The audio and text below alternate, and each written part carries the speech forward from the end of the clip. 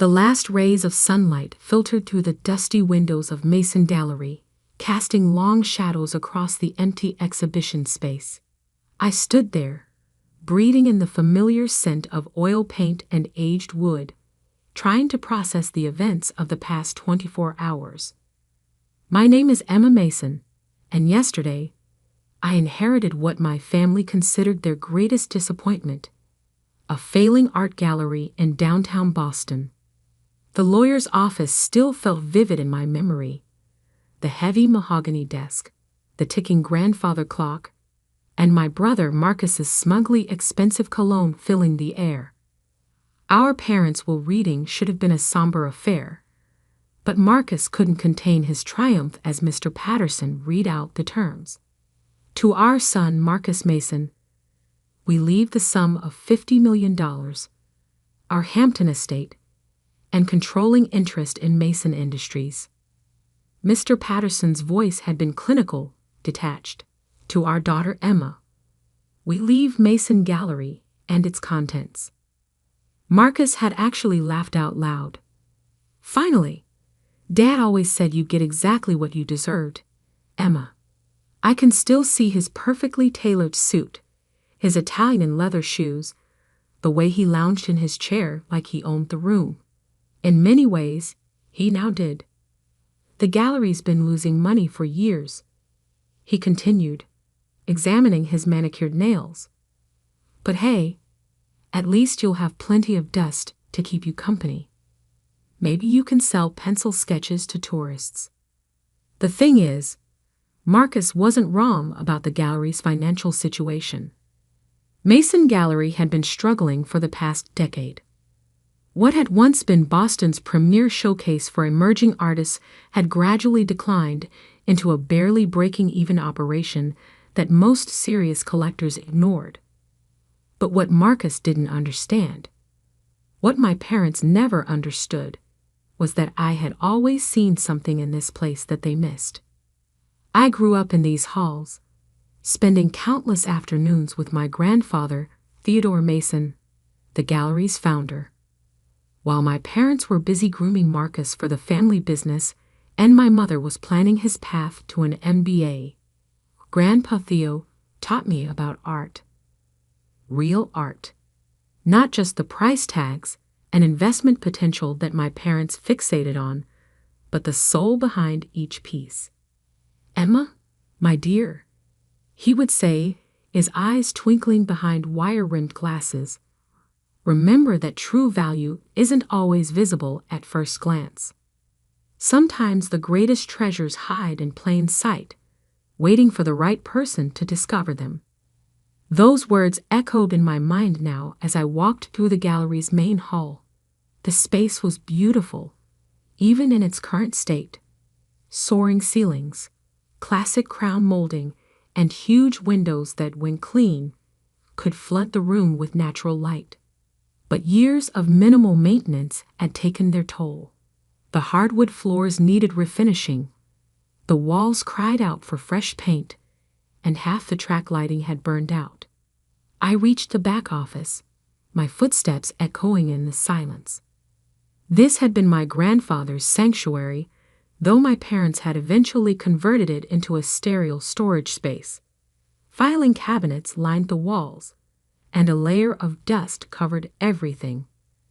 But underneath it all, I could still feel Grandpa Theo's presence.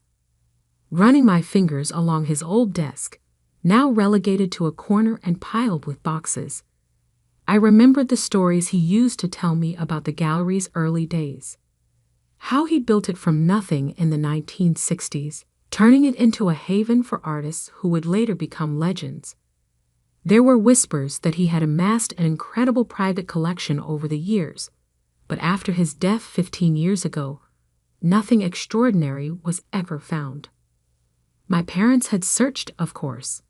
They spent months combing through the gallery, convinced that Grandpa Theo had hidden away masterpieces worth millions. They hired experts, brought in appraisers, even had the walls scanned for hidden spaces. They found nothing but the gallery's regular inventory. Decent pieces, but nothing that would make headlines. Eventually, they gave up. The gallery became an afterthought, a tax write-off. They kept running out of some lingering sense of obligation to Grandpa Theo's memory. They focused on Mason Industries instead, grooming Marcus to take over the family's real legacy, while I studied art history and worked as a curator at smaller museums. A sudden draft made me shiver, pulling me back to the present. Night had fallen while I was lost in memories, and the gallery felt different in the darkness. The shapes of sculptures threw strange shadows on the walls, and the few paintings still on display seemed to watch me with knowing eyes. I was about to leave when something caught my attention. A slight unevenness in the floorboards near Grandpa Theo's desk that I'd never noticed before. Kneeling down, I ran my hands over the wood.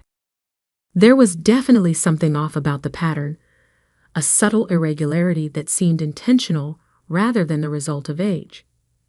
My heart started beating faster as I remembered another of Grandpa Theo's favorite sayings.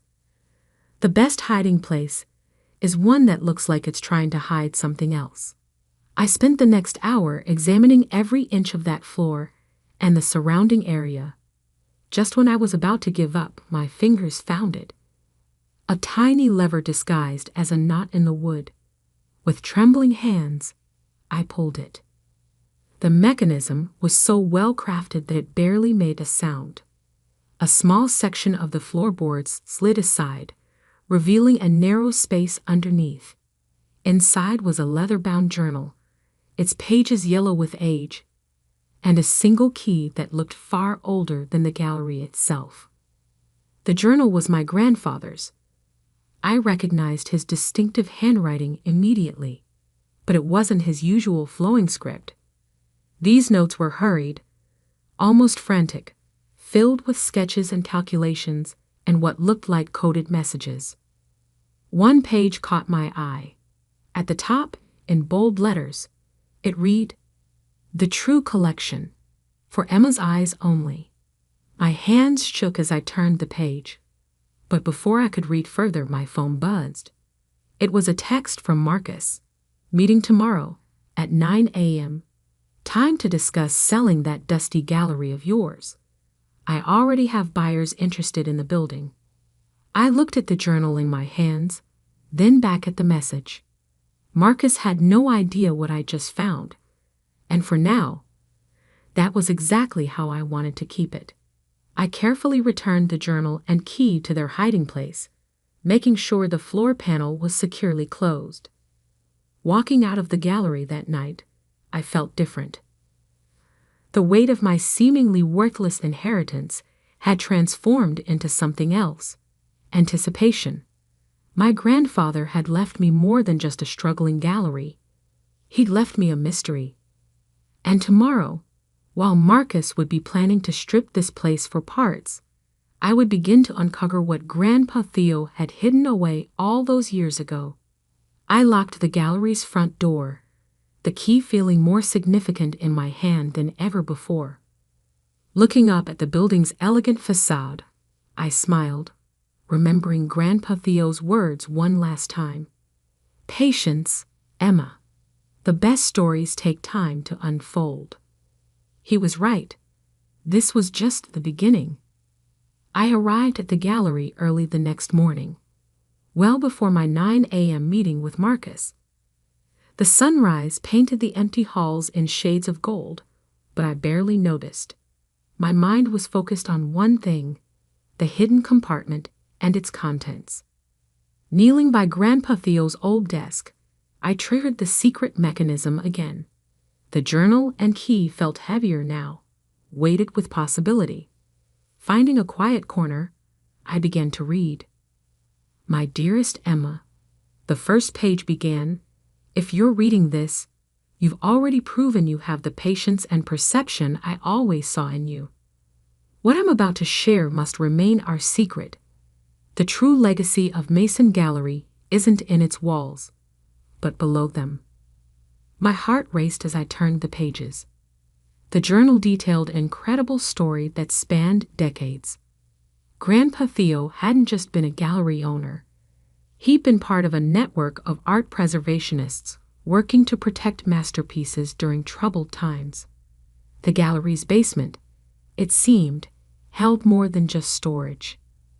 A series of detailed drawings showed a complex system of hidden rooms beneath the main floor. According to the journal, Grandpa Theo had spent years secretly modifying the building's original foundation, creating a climate-controlled vault that no one else knew existed. "The key," he wrote, "opens more than just a door. It opens a legacy I've spent my life building. But be careful, Emma.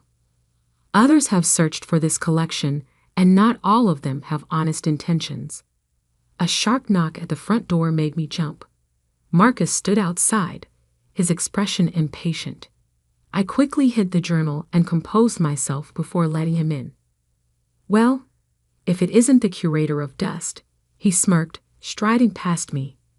"I brought some potential buyers. They're interested in turning this place into luxury condos." Behind him stood two men in expensive suits, developers, by the look of them. They immediately began discussing load-bearing walls and square footage, treating the gallery's history like an inconvenience to be demolished. The basement would make excellent parking space, one of them said, consulting his tablet. "According to the original plans, it's mostly unused." I felt a chill. If they started digging around down there. "The gallery isn't for sale," I said firmly. Marcus's face darkened. "Don't be ridiculous, Emma.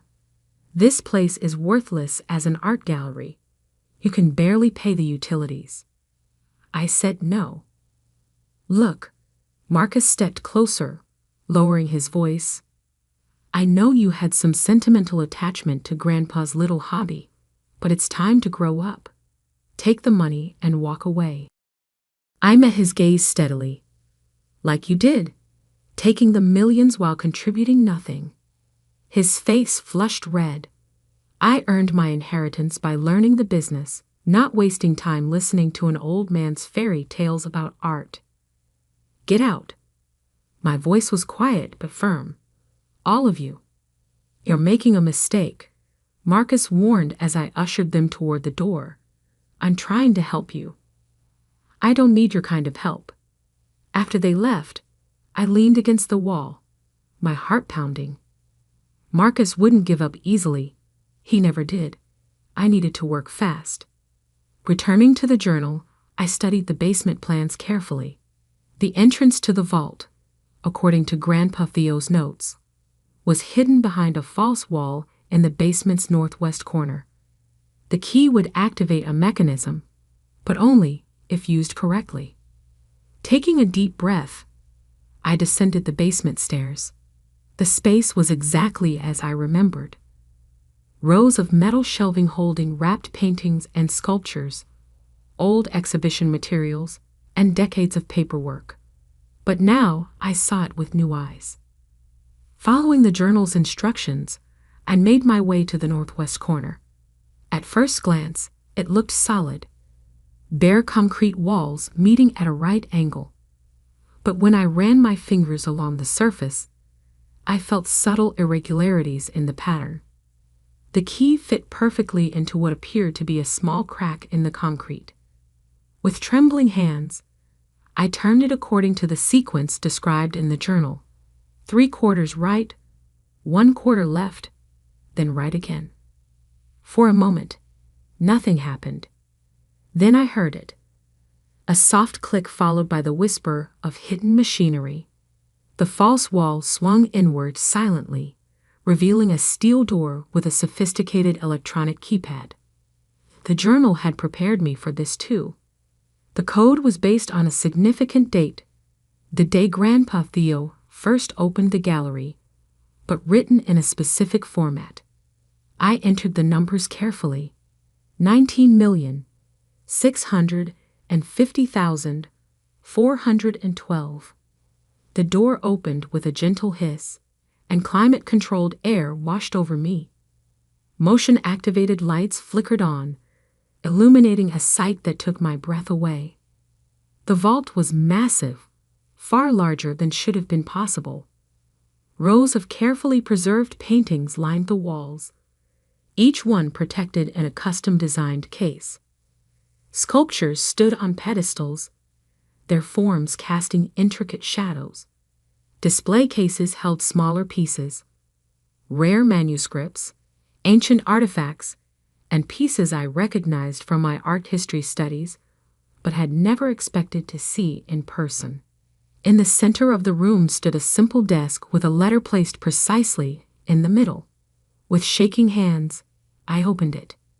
My dearest Emma, welcome to the True Mason Gallery.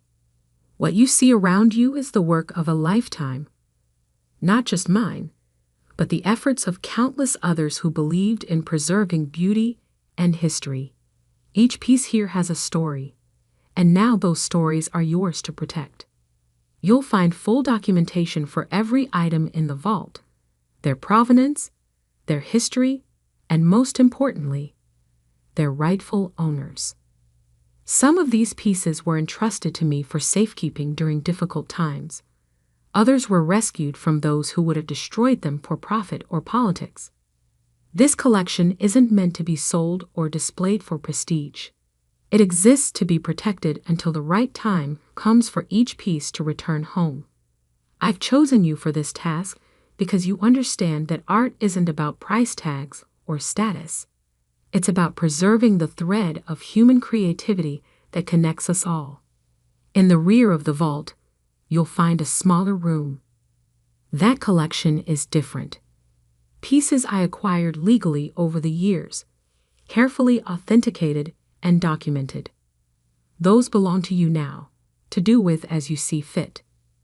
They should provide more than enough resources to maintain both the gallery and the vault's mission. Be careful, be patient, and above all, be true to the responsibility you now hold. All my love, Grandpa Theo. I spent hours in the vault, examining each piece with wonder. The collection was staggering.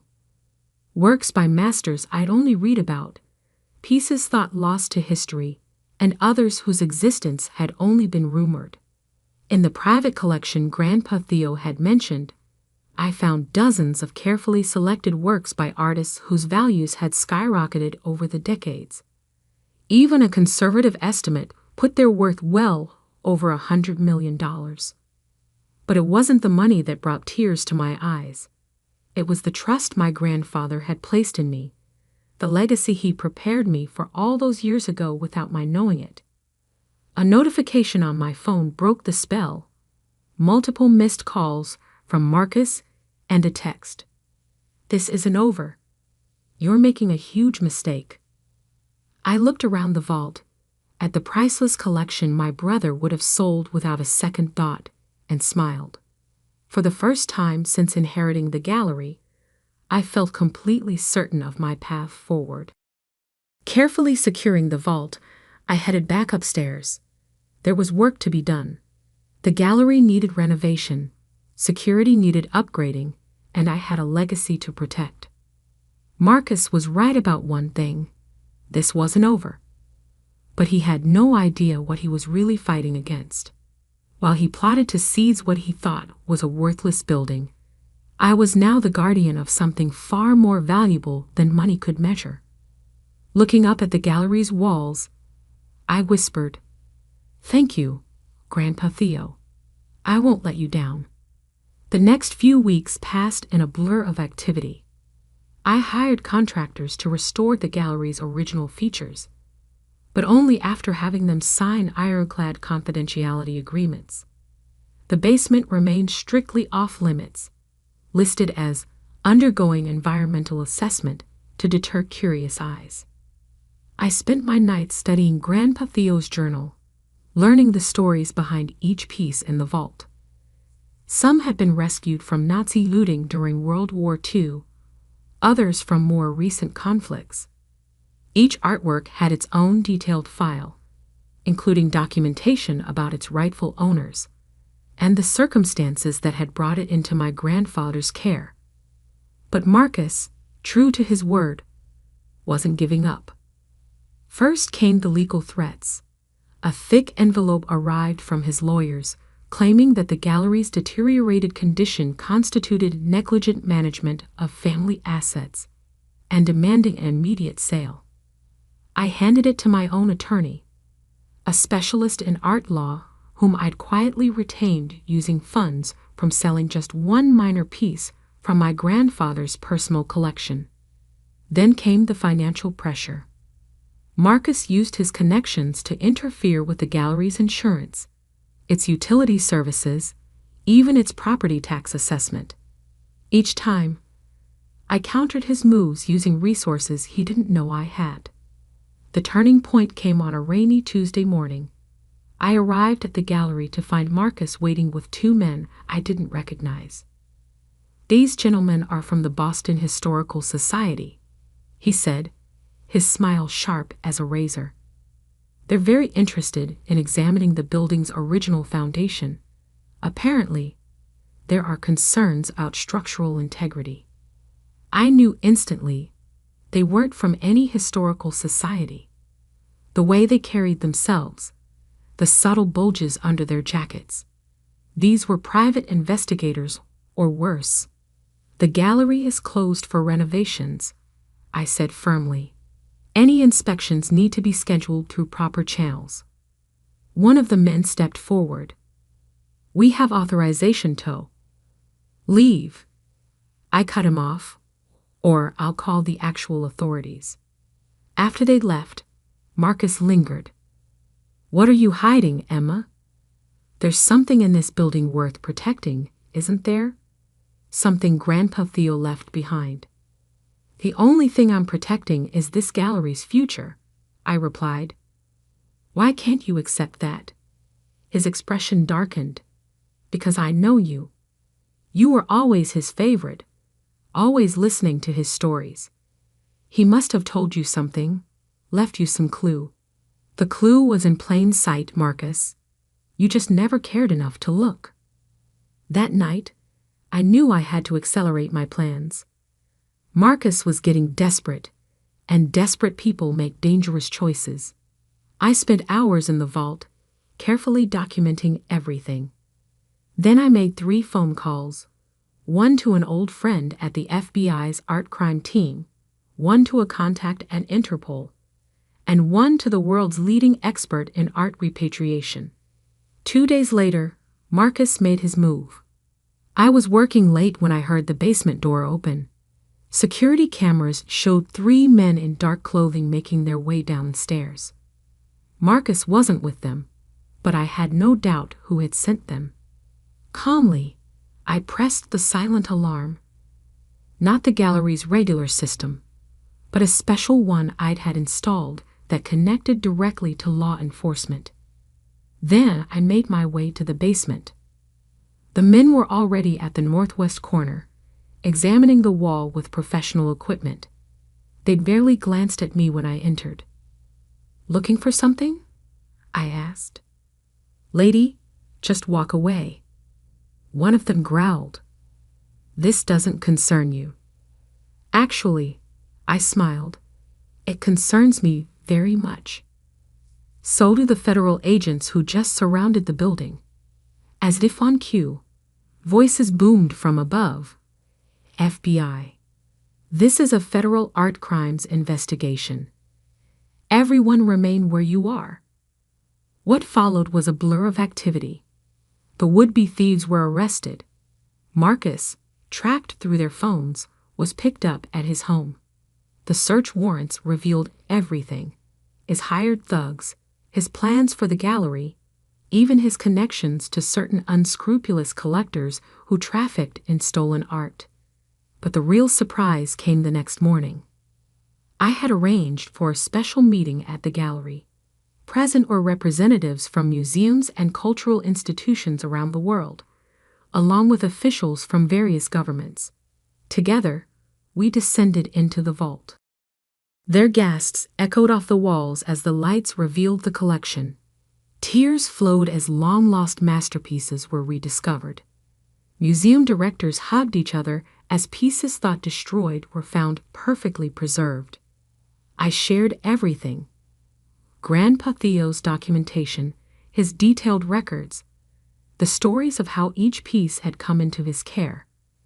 Over the next year, we would work together to repatriate every artwork to its rightful place, earning the gallery international recognition not for what it possessed, but for what it returned.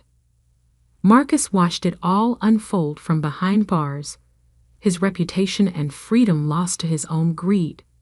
The evidence found in his home had implicated him in other art trafficking schemes, ensuring he'd have plenty of time to reflect on his choices. As for the gallery itself, I used part of Grandpa Theo's personal collection to establish a foundation dedicated to protecting and preserving art during times of conflict. The gallery became a center for education and advocacy, teaching future generations about the importance of cultural heritage. 1 year to the day after discovering the vault, I stood in the newly renovated main hall. The space was filled with light, the original architectural details restored to their former glory. A special exhibition was opening, not of precious masterpieces, but of works by emerging local artists, just as Grandpa Theo had showcased when he first opened the gallery. In my office, once Grandpa Theo's sanctuary, I keep 2 things on my desk. The first is his journal, a reminder of the legacy he entrusted to me. The second is a small news clipping from the day Marcus was sentenced, not out of spite, but as a reminder that true value isn't found in what you can take, but in what you choose to protect. The gallery still bears the Mason name, but it stands for something different now. Not just a family legacy, but a commitment to preserving art for future generations. Every day, as I walk through these halls, I feel Grandpa Theo's presence, and I know he would be proud. Sometimes, late in the evening when the gallery is quiet, I think about that moment when I first found the hidden compartment in the floor. How close I came to giving up, to letting Marcus turn this place into just another luxury development. But Grandpa Theo had taught me well. The greatest treasures aren't always visible at first glance, and some things are worth far more than their market value. The vault beneath the gallery is empty now, its contents returned to their rightful homes around the world. But the space remains, ready if ever needed again, a secret chamber waiting to protect the next piece of history that needs saving. And sometimes, when young artists visit the gallery, their eyes shining with the same passion I once saw in Grandpa Theo's, I share with them his favorite saying: true value isn't always visible at first glance. Sometimes the greatest treasures hide in plain sight, waiting for the right person to discover them. They never know that I'm not just talking about art. The gallery that everyone thought was worthless turned out to be priceless, not because of what it contained, but because of what it stood for: a legacy of protection, preservation, and the understanding that some things are worth more than all the millions in the world. Marcus may have gotten the money in our parents' will, but I got something far more valuable: a purpose, a mission, and the chance to prove that sometimes the best revenge isn't getting even, but doing what's right. The Mason Gallery stands tall in downtown Boston, its windows gleaming in the sunlight. It's no longer the dusty, failing space my brother mocked. It's a beacon of hope, a guardian of culture, and a testament to the fact that true worth often lies far deeper than the surface. And me? I'm no longer just Emma Mason, the disappointment who got the worthless inheritance. I'm the protector of a legacy that spans generations, the keeper of a tradition that values preservation over profit, and the proof that sometimes the best things in life really do come covered in dust, if you just know where to look.